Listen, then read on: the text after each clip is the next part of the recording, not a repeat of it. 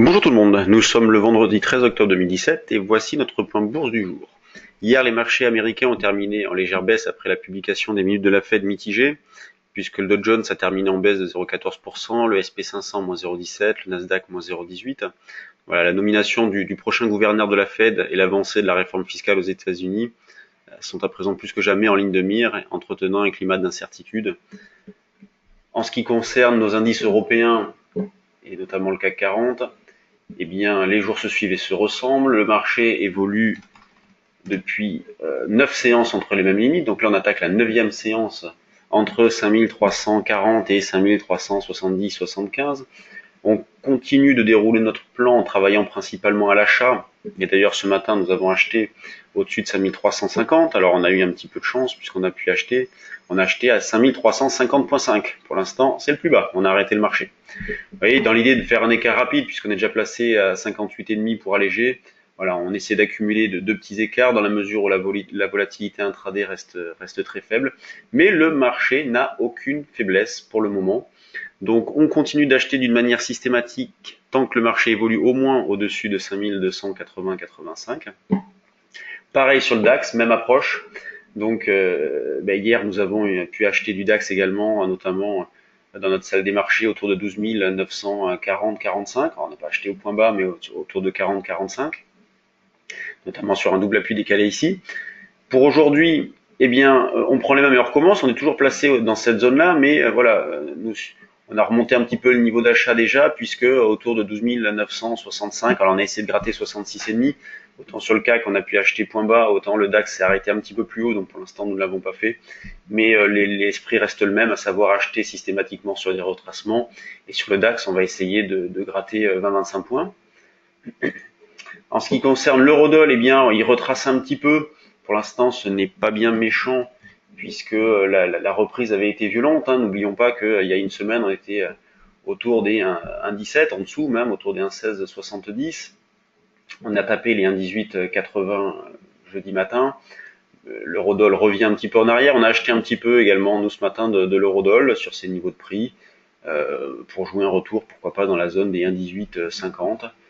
Voilà, et éventuellement au-dessus, la zone des 1,1865-70. Voilà ce qu'on va être amené à réaliser comme écart. Et le niveau de retournement, lui, eh bien, vous en avez l'habitude, il est un petit peu plus loin. Puis vous en avez l'habitude, puisqu'on ne l'a pas bougé. Il se situe sous 1,1650-60, niveau qui a été parfaitement validé au cours du dernier retracement. Quand on fait un petit tour d'horizon sur les actions, hier, on a les valeurs bancaires qui ont publié leurs résultats, notamment Citigroup et JP Morgan, qui ont un bénéfice par action au-dessus des attentes des analystes. Ce matin, en France, on a Edenred qui a publié, qui confirme ses objectifs, les chiffres sont bons. On a Pierre et Vacances aussi qui a publié, le chiffre d'affaires est bon.